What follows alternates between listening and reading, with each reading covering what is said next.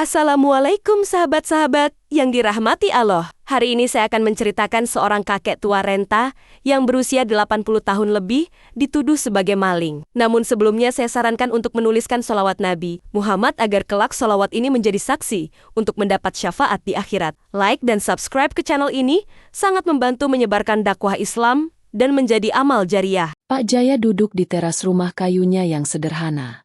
Angin sore berembus perlahan, membawa aroma tanah yang masih basah setelah hujan turun siang tadi. Matanya yang sudah mulai rabun menatap kosong kehamparan sawah di kejauhan. Sejak istrinya meninggal, hidupnya semakin sepi. Ia hanya bertahan dengan belas kasihan warga desa. Kadang mendapat beberapa keping uang dari orang-orang yang masih peduli. Hari itu, perutnya terasa kosong. Sudah sejak pagi ia tidak makan. Dengan langkah tertatih, ia berjalan menuju warung kecil milik Bu Siti. Warung itu satu-satunya tempat di desa yang masih buka menjelang senja. Ia berniat membeli sedikit beras dengan uang receh yang dikumpulkannya selama beberapa hari. Saat ia tiba, warung tampak sepi. Bu Siti, seorang perempuan paruh baya dengan wajah tegas, sedang membereskan barang-barang dagangannya. Pak Jaya melangkah masuk. Tangannya gemetar saat mencoba merogoh saku bajunya. Tapi sebelum sempat mengatakan sesuatu, suara jeritan tiba-tiba menggema di dalam warung. Kakek ini mencuri uang di laci. Suara Bu Siti melengking, membuat beberapa warga yang berada di sekitar warung menoleh. Pak Jaya terperanjat. Tubuhnya yang ringkih bergetar. Ia menatap Bu Siti dengan bingung, sementara perempuan itu menunjuk ke arahnya dengan mata penuh kemarahan. "Aku melihatnya sendiri. Dia mengambil uang dari laci," teriak Bu Siti lagi. Warga mulai berdatangan. Beberapa pemuda langsung mengepung Pak Jaya yang masih berdiri terpaku. Rudi, salah satu pemuda yang sering berkumpul di warung, maju ke depan dan menarik tangan Pak Jaya dengan kasar. "Jangan pura-pura. Kek, kau sudah tua, tapi masih saja berani mencuri." Suara Rudi menggema. Pak Jaya berusaha menarik tangannya. Wajahnya ketakutan. "Saya tidak mencuri apa-apa. Saya hanya ingin membeli sedikit beras." Suaranya bergetar. Namun, tak ada yang percaya.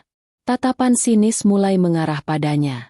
Bisikan-bisikan mencemoohnya. "Dasar pengemis tua. Sudah miskin, masih juga maling." Pak Jaya mundur selangkah, merasa tubuhnya melemah. Ia tidak tahu harus berkata apa lagi. Tak ada yang percaya kepadanya. Rasa malu dan ketakutan menyelimuti hatinya. Di antara kerumunan, seorang pemuda bernama Andi tiba-tiba melangkah maju. Ia menatap ke sekeliling sebelum berbicara dengan nada tegas. "Tunggu dulu. Kita belum tahu apa yang sebenarnya terjadi. Jangan asal menuduh," katanya. Warga menatap Andi dengan penuh tanda tanya. Namun sebelum ada yang sempat menjawab, tiba-tiba seseorang dari luar warung berteriak keras. "Saya tahu siapa pencurinya." Semua kepala menoleh ke arah suara itu. Seorang pria dengan wajah penuh rasa bersalah melangkah maju. Tangannya merogoh saku bajunya dan mengeluarkan beberapa lembar uang. "Saya yang mengambil uang itu tadi pagi. Saya tidak punya apa-apa." Suaranya lirih. Seisi warung terdiam. Bu Siti membeku di tempatnya. Warga yang tadinya menatap Pak Jaya dengan penuh amarah kini saling berpandangan. Mereka baru saja menuduh orang yang salah. Pak Jaya tidak mengatakan apa-apa. Matanya hanya menatap kosong ke tanah. Di kejauhan, matahari mulai tenggelam di balik cakrawala, meninggalkan cahaya oranye yang perlahan meredup. Hari yang seharusnya biasa saja berubah menjadi hari yang tidak akan pernah dilupakan oleh warga desa itu. Sejak kejadian di warung, desa menjadi lebih sunyi dari biasanya. Orang-orang mulai berpikir ulang tentang prasangka mereka. Sementara itu, Pak Jaya memilih menghabiskan waktunya di rumah kecilnya yang berdinding kayu. Di teras, ia duduk diam di atas kursi bambu yang sudah lapuk, menatap hamparan sawah di kejauhan. Angin sore berembus pelan, membawa suara burung yang kembali ke sarang. Tangannya yang kurus menggenggam sebuah cangkir berisi teh hangat yang sudah hampir dingin. Langkah kaki mendekat. Pak Jaya tidak menoleh. Ia tahu siapa yang datang. "Pak Jaya." Suara itu lirih, hampir seperti bisikan. Bu Siti berdiri di depan rumah dengan membawa sekantong beras dan beberapa bahan makanan. Wajahnya tampak dipenuhi penyesalan. "Saya benar-benar minta maaf." Lanjutnya, "Saya salah menuduh Bapak." Pak Jaya mengangkat wajahnya perlahan. Matanya yang sudah dipenuhi kerutan menatap Bu Siti dengan tenang. Tak ada kemarahan. Tak ada kebencian. Dengan tangan yang gemetar, ia menerima kantong beras itu dan tersenyum tipis. "Tak apa, Bu. Saya sudah lama belajar memaafkan.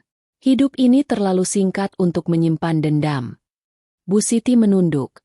Rasa bersalahnya semakin dalam. Ia tidak pernah menyangka bahwa seorang yang telah ia sakiti masih bisa bersikap baik kepadanya. Dari dalam rumah, seorang pemuda keluar. Senyum lebar terpancar dari wajahnya. "Terima kasih, Bu," katanya riang. "Nenek pasti senang bisa masak makanan enak hari ini." Andi. Ia sudah lama membantu Pak Jaya. Saat orang lain mengabaikannya, Andi sering datang membawakan makanan atau sekadar menemani berbincang. Bu Siti tersenyum samar. "Semoga berkah, Nak," katanya pelan sebelum melangkah pergi. Pak Jaya memandangi punggung Bu Siti yang semakin menjauh. Hatinya terasa ringan. Untuk pertama kalinya setelah sekian lama, ia merasa tidak sendirian. Namun, kebahagiaan itu tidak berlangsung lama. Dari kejauhan, langkah kaki terdengar. Seseorang berjalan tergesa-gesa ke arah rumah Pak Jaya. Seorang pria dengan pakaian rapi. Langkahnya mantap, tapi matanya dipenuhi emosi yang sulit dijelaskan. Pak Jaya menatap pria itu dengan dahi berkerut. Ada sesuatu yang familiar dalam sorot matanya. Hingga akhirnya pria itu berhenti tepat di depan rumah. Menatap Pak Jaya dengan tatapan penuh luka. Napasnya berat, seakan menahan sesuatu yang selama ini ia pendam. "Pak Jaya." Suara pria itu bergetar. "Ini aku, Rian." Jantung Pak Jaya berdegup kencang. Tubuhnya mendadak lemas. Suaranya tercekat di tenggorokan. Sementara itu, Andi yang berdiri di sampingnya hanya bisa menatap dengan bingung. Pak Jaya menelan ludah. Tangannya gemetar saat ia mencoba mengangkatnya ke udara. Rian?" Suaranya lirih, hampir tak terdengar. Pria itu mengangguk. Matanya berkaca-kaca. Pak Jaya tidak sanggup berkata apa-apa lagi. Ia hanya bisa menatap wajah pria itu. Wajah yang selama ini hanya bisa ia lihat dalam ingatannya. Warga yang menyaksikan momen itu terdiam. Tidak ada yang berani mengucapkan sepatah kata pun. Di tengah sunyi yang mencekam, hanya suara angin yang berhembus pelan, seakan menjadi saksi pertemuan yang begitu lama dinantikan. Pak Jaya masih terpaku. Matanya yang mulai rabun menatap wajah pria di depannya dengan penuh keterkejutan. Bibirnya bergetar, tapi tak satu kata pun keluar. Rian, anak yang selama ini ia pikir sudah menghilang selamanya, kini berdiri di hadapannya. Pak Jaya mencoba mengangkat tangannya, ingin menyentuh wajah pria itu. Namun, tubuhnya terasa lemas, seakan semua tenaga yang tersisa di tubuhnya telah terkuras habis. "Bapak tidak tahu." Suara Rian bergetar. Matanya mulai berkaca-kaca. "Ibu membawaku pergi saat aku masih kecil. Dia bilang, Bapak sudah tiada." Pak Jaya menutup matanya sejenak. Napasnya berat. Kenangan lama yang selama ini ia pendam mulai bermunculan seperti gelombang pasang. Ia ingat bagaimana hidupnya berubah dalam sekejap. Ia ingat bagaimana fitnah keji menghancurkan segalanya. Dulu, ia memiliki keluarga yang bahagia. Seorang istri yang dicintainya. Seorang anak laki-laki yang menjadi cahaya dalam hidupnya.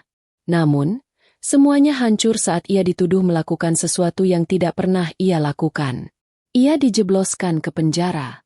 Bertahun-tahun, ia hidup dalam kesengsaraan tanpa pernah tahu apa yang terjadi pada keluarganya. Dan ketika akhirnya ia bebas, mereka sudah menghilang. "Aku mencari Bapak bertahun-tahun," lanjut Rian. "Aku pikir Bapak sudah tiada. Hingga seseorang memberitahuku bahwa ada seorang lelaki tua yang tinggal di desa ini." Suara Rian semakin serak. Ia menunduk, menahan isak tangisnya. Pak Jaya menghela napas panjang. Tangannya yang kurus akhirnya terangkat, menyentuh bahu Rian dengan gemetar. Kau sudah menemukanku, nak. Suaranya lirih. Itu yang terpenting. Rian mengangkat wajahnya. Matanya yang penuh air mata menatap langsung ke mata ayahnya. Warga yang menyaksikan momen itu ikut terharu. Beberapa menundukkan kepala, merasa bersalah karena telah mencurigai pria tua itu. Tapi di tengah momen haru itu, Pak Jaya menyadari sesuatu. Jika Rian ada di sini, apakah itu berarti istrinya juga masih hidup? Namun sebelum ia sempat bertanya, langkah kaki lain terdengar. Seorang pria berjas hitam muncul di tengah kerumunan. Wajahnya tenang, tapi tatapan matanya tajam. Pak Jaya menatapnya dengan penuh kehati-hatian. Pria itu melangkah mendekat, lalu berhenti tepat di depan Pak Jaya dan Rian. Ia tersenyum tipis sebelum akhirnya berbicara dengan nada tenang. Nama saya Adrian. Pak Jaya tidak mengenalnya. Tapi ada sesuatu dalam cara pria itu berbicara yang membuatnya merasa tidak nyaman. Saya kesini untuk menemui Anda, Pak Jaya. Lanjutnya, Pak Jaya menatap pria itu dengan penuh kewaspadaan. Ada apa? Tanyanya. Adrian menghela napas panjang. Ia menatap Pak Jaya dengan pandangan yang sulit diartikan. Saya ingin memastikan bahwa Anda baik-baik saja, katanya. Dan juga, memberitahu Anda sesuatu yang sangat penting. Pak Jaya semakin curiga. Ada sesuatu yang tidak beres. Kenapa kau peduli? Tanyanya pelan. Adrian tersenyum tipis. Karena Anda bukan orang biasa, Pak Jaya. Suasana di sekitar mereka berubah tegang. Rian menatap Adrian dengan bingung. Warga desa pun mulai berbisik di antara mereka. Pak Jaya mengerutkan kening. Apa maksudmu? Adrian menatapnya langsung, lalu mengucapkan sesuatu yang membuat semua orang terdiam. Anda adalah pewaris dari salah satu keluarga terkaya di kota ini. Pak Jaya membeku. Sementara itu, Rian hanya bisa menatap Adrian dengan mata penuh tanda tanya. Suasana mendadak sunyi. Pernyataan Adrian barusan menggantung di udara, membuat semua orang yang mendengarnya terdiam. Pak Jaya mengerutkan kening. Tangannya yang kurus mencengkeram kursi bambu tempatnya duduk. Anda salah orang. Suaranya bergetar. Saya hanyalah lelaki tua yang tinggal di desa ini. Adrian menggeleng pelan. Matanya tetap fokus menatap Pak Jaya. Tidak, Pak Jaya, katanya dengan nada yakin. Anda adalah pewaris keluarga Raharjo, salah satu keluarga terkaya di kota. Warga desa mulai saling berbisik. Nama Raharjo bukanlah nama asing. Semua orang tahu bahwa keluarga itu memiliki kekayaan yang luar biasa. Rian menatap Adrian dengan bingung. Apa maksudmu? Ayahku hidup dalam kemiskinan selama bertahun-tahun. Suaranya sedikit meninggi.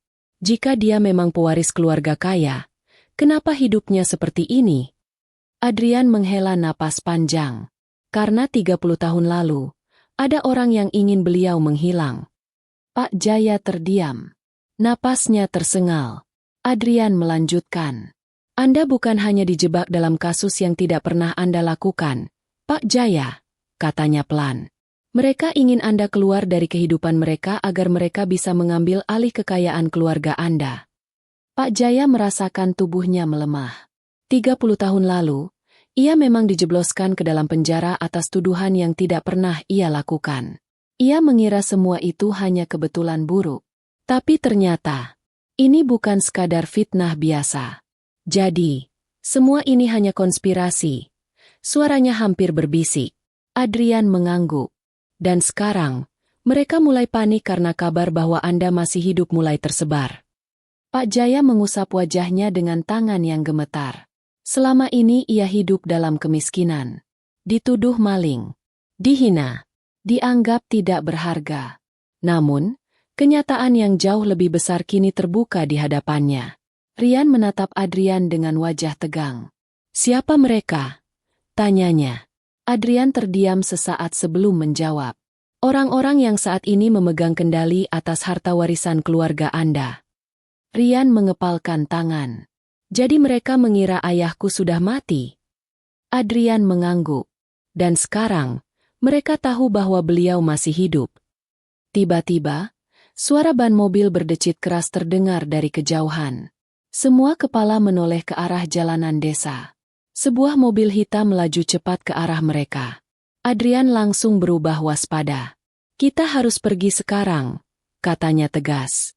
"Mereka sudah tahu Anda masih hidup, Pak Jaya."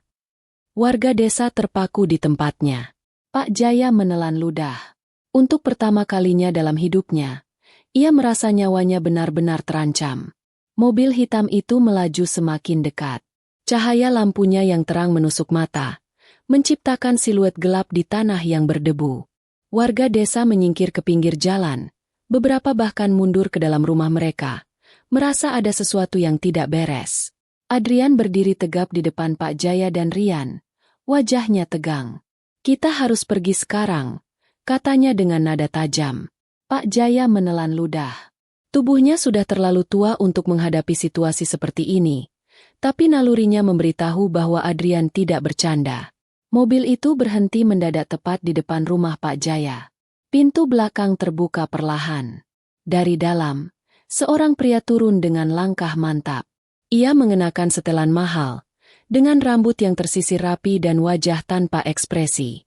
Dua pria berbadan tegap berdiri di belakangnya, seperti bayangan yang selalu siap bergerak kapan saja. Pria itu melangkah maju. Suara sepatunya menghantam tanah berbatu, memecah kesunyian yang mencekam. Ia berhenti beberapa langkah dari Pak Jaya, lalu tersenyum tipis. "Lama tidak berjumpa, Pak Jaya." Pak Jaya menatap pria itu dengan dahi berkerut. Ada sesuatu dalam tatapan mata pria itu yang membuatnya merinding. "Siapa kau?" Suaranya bergetar. Pria itu tertawa kecil, seakan merasa terhibur. "Sudah lupa?" katanya pelan. "Saya Fadli. Dulu saya masih terlalu muda untuk berbuat apa-apa, tapi sekarang keadaan sudah berbeda." Pak Jaya mencoba mengingat. Lalu semuanya terhubung. Fadli, anak laki-laki yang dulu selalu berdiri di belakang ayahnya saat persidangan berlangsung. Anak yang hanya menatapnya dengan dingin ketika hakim menjatuhkan vonis yang menghancurkan hidupnya. Kini, anak itu telah menjadi pria dewasa yang berdiri di hadapannya dengan senyum penuh kemenangan. "Jadi kau?" Suara Pak Jaya melemah. Fadli mengangguk perlahan. "Ayah saya sudah meninggal. Dan semua ini," ia mengangkat tangannya, mengisyaratkan ke dirinya sendiri, "kini ada di tangan saya." Pak Jaya merasakan jantungnya berdetak lebih cepat. "Kenapa kau di sini?" tanyanya pelan. Fadli tersenyum lebih lebar. "Untuk memastikan kau tetap mati." Kata-kata itu meluncur dengan tenang, seakan ia hanya membicarakan cuaca. Adrian langsung bergerak, berdiri lebih dekat ke Pak Jaya dan Rian. "Kalian tidak bisa melakukan apapun," katanya tajam. "Kami tahu kebenarannya sekarang." Fadli mengangkat alisnya. "Oh." Ia tertawa kecil. "Kebenaran? Dan menurutmu, siapa yang akan peduli pada kebenaran itu?" Adrian mengepalkan tangannya. "Kami punya bukti." Fadli menatapnya beberapa detik, lalu menghela napas panjang.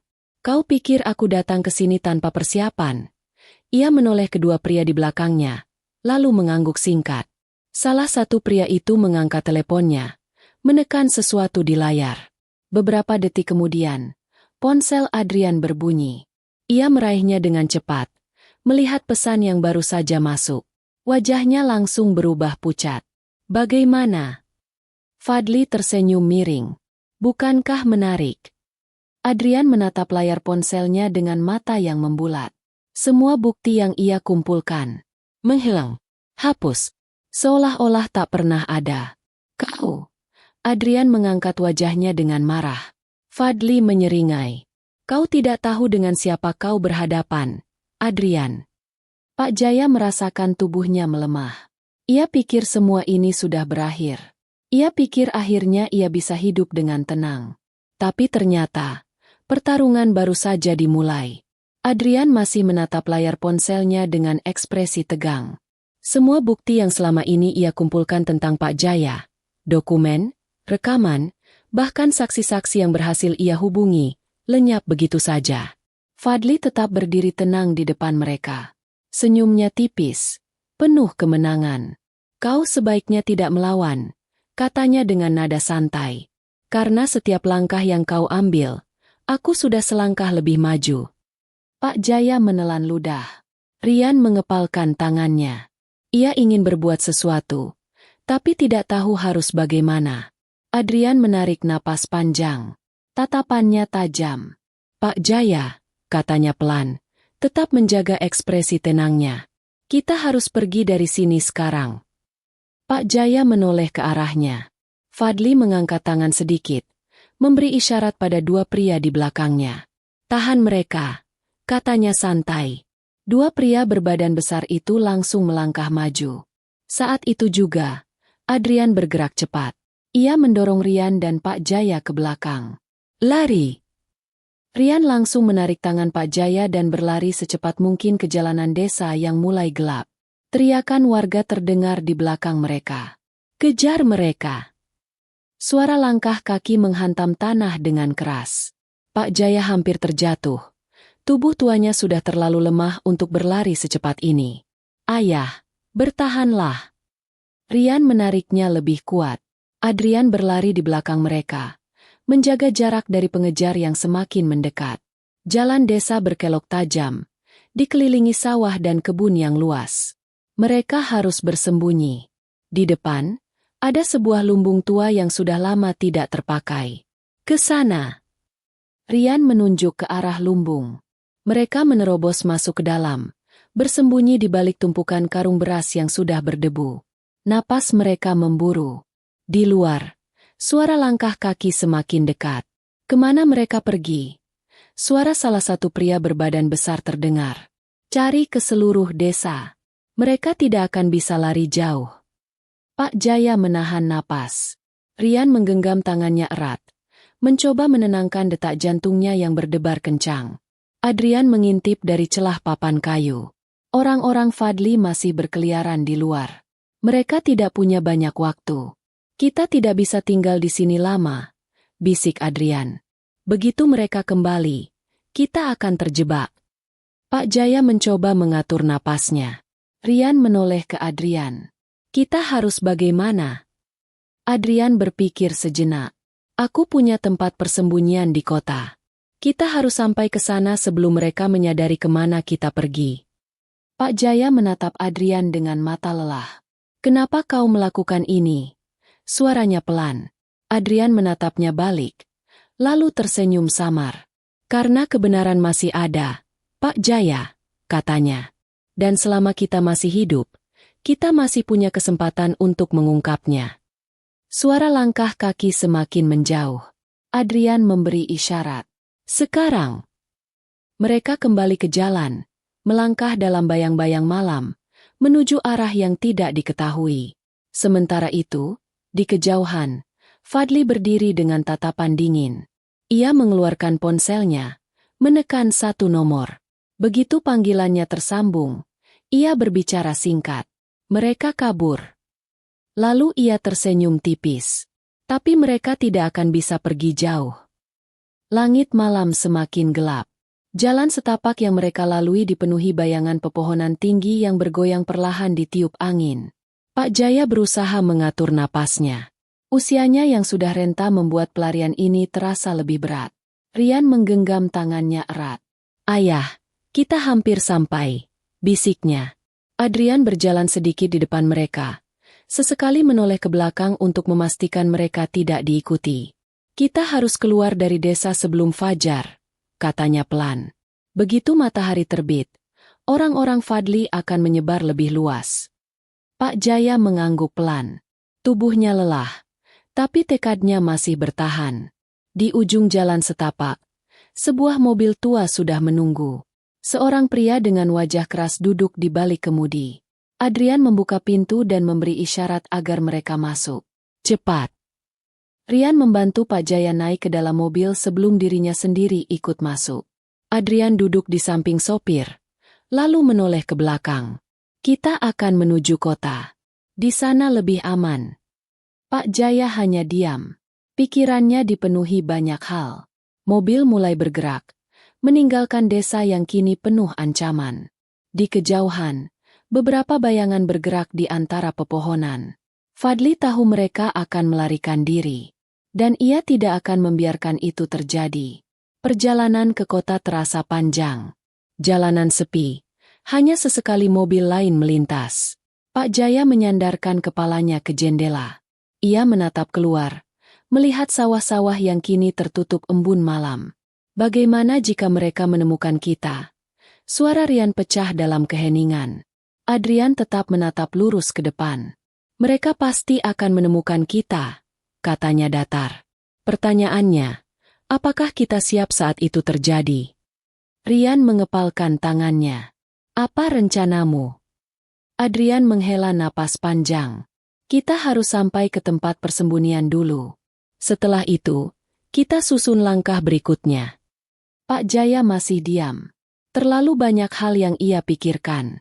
30 tahun lalu, hidupnya diambil darinya. Kini, bahkan setelah ia menemukan kembali putranya, hidupnya masih dalam bahaya. Tapi ada sesuatu yang berbeda kali ini. Ia tidak sendirian lagi. Mobil berhenti di sebuah bangunan tua di pinggiran kota. Dindingnya sudah mulai lapuk, tapi cukup tersembunyi untuk tempat berlindung sementara. Adrian turun lebih dulu, memastikan keadaan sekitar. Cepat masuk, katanya setelah memastikan aman. Pak Jaya dan Rian mengikuti di belakangnya. Begitu mereka masuk, pintu segera dikunci. Adrian menyalakan lampu redup di dalam ruangan. Kita aman untuk sementara, katanya pelan. Pak Jaya duduk di kursi kayu, mencoba menenangkan pikirannya.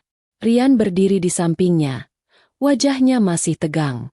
Kita harus melawan, katanya tiba-tiba. Pak Jaya menoleh. Apa maksudmu? Rian mengepalkan tangannya. Kita tidak bisa terus lari. Mereka sudah mengambil hidup ayah. Sekarang mereka ingin menghabisi ayah lagi. Adrian menatap Rian dengan ekspresi serius. Kita tidak bisa melawan mereka tanpa bukti. Rian menoleh ke arah Adrian. Kalau begitu, kita cari bukti. Adrian menatapnya beberapa detik sebelum akhirnya tersenyum samar. Kau memang anaknya, katanya. Pak Jaya menatap Rian. Ada tekad di mata anaknya. Tekad yang dulu pernah ia miliki. Mungkin kali ini, mereka bisa menang.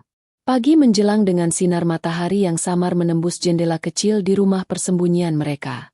Udara di dalam ruangan masih dingin, tapi tidak ada seorang pun yang beristirahat dengan tenang. Pak Jaya duduk di kursi kayu dengan kepala menunduk. Rian berdiri di dekat jendela, mengamati jalanan dari celah tirai. Sementara itu, Adrian sibuk mengetik sesuatu di laptopnya. Apa yang sedang kau cari? Tanya Rian akhirnya. Adrian tidak langsung menjawab. Matanya tetap terpaku pada layar. Aku sedang mencoba menemukan celah, katanya akhirnya. Fadli mungkin menghapus bukti kita, tapi pasti ada jejak lain yang bisa kita gunakan. Pak Jaya mengangkat wajahnya. 30 tahun lalu, aku dijebak, katanya pelan. Semua bukti yang bisa membersihkan namaku hilang begitu saja. Adrian menoleh ke arahnya. Itulah yang ingin kita temukan, Pak Jaya, katanya. Jika kita bisa membuktikan bahwa kasus itu adalah hasil konspirasi, maka kita bisa membalikan keadaan. Rian mengepalkan tangannya. Lalu dari mana kita mulai? Adrian mengetuk ujung jarinya ke meja. Kita butuh orang dalam. Pak Jaya menghela napas. Apa masih ada orang yang bisa dipercaya? Adrian terdiam sejenak sebelum akhirnya berkata, ada satu orang yang mungkin bisa membantu. Dulu, dia adalah asisten pengacara yang menangani kasusmu. Pak Jaya teringat nama itu. Irfan. Adrian mengangguk. Dia menghilang setelah kasus ini selesai. Tapi aku menemukan jejaknya. Rian mendekat. Matanya penuh harapan. Di mana dia sekarang? Adrian mengetik sesuatu lagi, lalu menoleh ke arah mereka. Dia tinggal di sebuah tempat terpencil. Tapi kita harus berhati-hati. Jika Fadli tahu kita mencoba menghubunginya, dia pasti akan mencoba menghentikan kita. Pak Jaya menatap Adrian dalam-dalam. Jika dia bisa membantu membuktikan bahwa aku tidak bersalah, kita harus menemukannya. Adrian mengangguk. Kita berangkat sekarang. Mereka menyusuri jalan kota dengan hati-hati. Mobil yang mereka tumpangi bergerak lambat, melewati ganggang sempit untuk menghindari pengawasan. Rian duduk di belakang, terus melihat keluar jendela, mencari tanda-tanda mereka diikuti. Ayah, katanya pelan, kau yakin orang ini bisa dipercaya? Pak Jaya terdiam sejenak. Aku tidak tahu, akhirnya ia menjawab. Tapi dia satu-satunya harapan kita. Mobil akhirnya berhenti di depan sebuah rumah tua di pinggiran kota. Halamannya penuh dengan daun kering, seolah tidak ada yang pernah membersihkannya selama bertahun-tahun. Adrian turun lebih dulu. Kita harus hati-hati, bisiknya. Mereka berjalan perlahan ke depan pintu. Lalu Adrian mengetuknya beberapa kali. Tidak ada jawaban. Pak Jaya mulai merasa ragu. Namun, sebelum mereka sempat berbalik, suara gemerisik terdengar dari dalam rumah. Pintu terbuka sedikit. Seorang pria tua dengan rambut beruban dan mata penuh waspada menatap mereka dari celah pintu. Adrian langsung mengenalinya. Irfan, katanya pelan. Pria itu mengerutkan kening. Siapa kalian? Suaranya serak. Pak Jaya melangkah maju. Irfan, katanya dengan suara gemetar. Ini aku, Jaya. Mata pria tua itu membesar. Hening. Lalu, tanpa peringatan, Irfan langsung menutup pintu dengan keras. Pintu tertutup dengan keras, menyisakan suara samar angin yang berembus di antara celah-celah kayunya. Rian langsung maju, mengetuk pintu sekali lagi. Pak Irfan, tunggu, serunya. Tak ada jawaban. Adrian menoleh ke Pak Jaya. Wajahnya penuh pertanyaan. Apa dia benar-benar bisa dipercaya? Bisiknya. Pak Jaya menatap pintu itu dengan mata kosong. Hatinya dipenuhi keraguan. Dulu, Irfan adalah asisten pengacara yang pernah membantunya. Tapi setelah vonis dijatuhkan, pria itu menghilang begitu saja. Pak Jaya menghela napas. Kita tidak punya pilihan lain, katanya pelan. Rian kembali mengetuk. Kali ini lebih pelan. Pak Irfan, tolong dengarkan kami.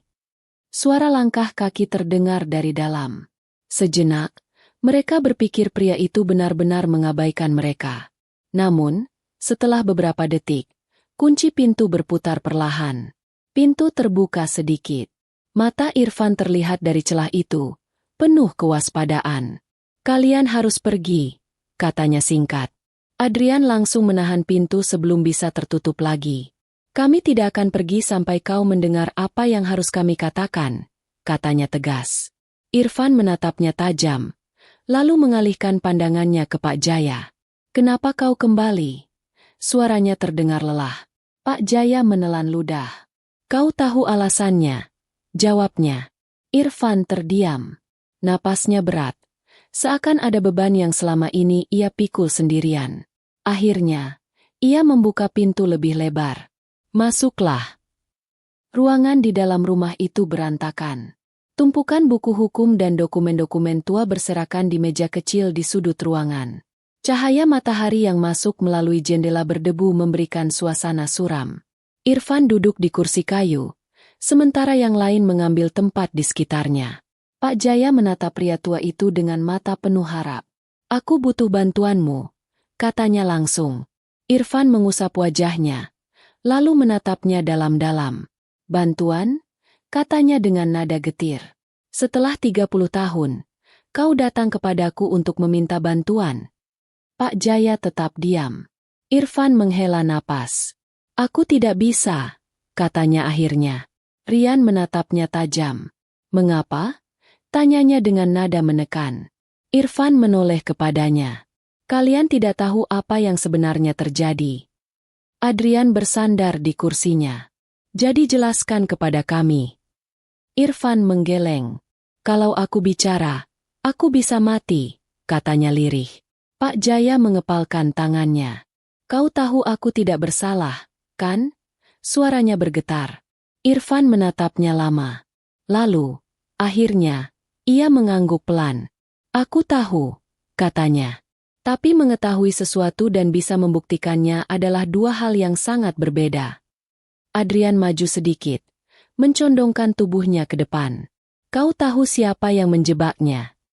Irfan menatapnya lama.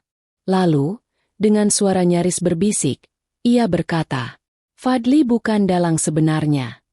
Ruangan menjadi hening. Rian menatapnya dengan mata melebar. Apa maksudmu? Irfan menggenggam tangannya erat. Wajahnya dipenuhi ketakutan. Fadli hanya pion. Ada seseorang yang lebih besar di belakang semua ini. Pak Jaya menelan ludah. Siapa yang lebih berkuasa dari keluarga Fadli? Siapa yang cukup kuat untuk mengendalikan semuanya selama bertahun-tahun? Adrian menatap Irfan tajam. Siapa dia? Tanyanya. Irfan menggigit bibirnya, seakan ragu untuk berbicara. Lalu, akhirnya, ia berbisik. Seseorang dari dalam keluargamu sendiri. Pak Jaya merasakan tubuhnya membeku. Keluarganya sendiri? Siapa yang tega melakukan ini kepadanya? Sebelum ia bisa bertanya lebih lanjut, suara keras terdengar dari luar rumah. Braak! Seseorang menendang pintu dengan keras. Mata Irfan membesar ketakutan. Mereka sudah menemukanku, bisiknya. Adrian langsung berdiri, keluar lewat belakang. Sekarang, Pak Jaya, Rian, dan Irfan bergerak dengan cepat menuju pintu belakang. Namun, sebelum mereka sempat melangkah keluar, suara langkah kaki bergema di lorong sempit. Mereka terjebak. Pintu belakang terbuka sedikit. Tetapi langkah kaki yang berat di lorong memberitahu mereka bahwa tidak ada jalan keluar yang aman. Irfan mundur. Wajahnya penuh ketakutan. Mereka datang, bisiknya. Adrian bergerak cepat, meraih sebuah kursi kayu dan menarik Pak Jaya serta Rian ke sisi ruangan. Kita harus bertahan, katanya tegas. Pintu depan didorong lebih keras. Sosok Fadli berdiri di ambang pintu. Tatapan dinginnya menelusuri setiap sudut ruangan. Kalian sungguh tidak tahu kapan harus menyerah, katanya pelan, tapi penuh ancaman. Pak Jaya menatap pria itu. Apa yang kau inginkan? Suaranya tenang, tapi ada kemarahan di baliknya. Fadli tersenyum tipis. Yang aku inginkan? Sangat sederhana. Ia melangkah masuk lebih jauh. Kau tetap mati, katanya, dan semua yang ada di belakangmu ikut menghilang. Rian mengepalkan tangannya. Kenapa kau melakukan ini? Suaranya bergetar. Fadli menoleh, lalu menghela napas pelan. Kalian tidak mengerti, kan? Katanya sambil melangkah mendekat. Aku tidak memulai ini. Aku hanya menyelesaikan apa yang sudah dimulai sejak lama. Adrian berdiri tegak di depan mereka. Siapa yang berada di balik semua ini? Tanyanya tegas. Fadli menatapnya lama. Lalu, ia tertawa kecil. Jika aku memberitahumu sekarang, apa bedanya? Katanya. Kalian tidak akan keluar dari sini hidup-hidup. Adrian melirik Rian dan Pak Jaya. Mereka tidak bisa tinggal diam. Lari ke dapur. Bisiknya. Pak Jaya ragu. Tapi Rian segera menggenggam tangannya. Saat Fadli melangkah lebih dekat, Adrian menendang meja ke arah orang-orangnya, menciptakan kekacauan singkat. Sekarang, Pak Jaya dan Rian bergerak cepat ke dapur. Irfan tertinggal sedikit di belakang mereka. Namun, sebelum mereka bisa keluar, suara tembakan menggema di udara. Dor! Pak Jaya merasakan tubuhnya menegang.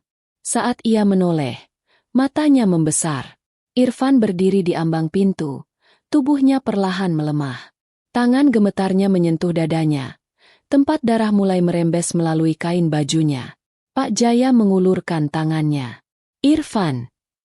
Irfan tersenyum kecil. Aku sudah terlalu lama hidup dalam ketakutan. Suaranya melemah. Setidaknya, aku bisa melakukan sesuatu yang benar. Tubuhnya jatuh ke lantai. Pak Jaya menahan napasnya. Tetapi Rian menarik tangannya lebih kuat. Ayah, kita harus pergi. Fadli melangkah masuk lebih jauh, mengangkat pistolnya ke arah mereka. Namun sebelum ia bisa menembak, Adrian muncul dari samping dan menghantamnya dengan kursi kayu.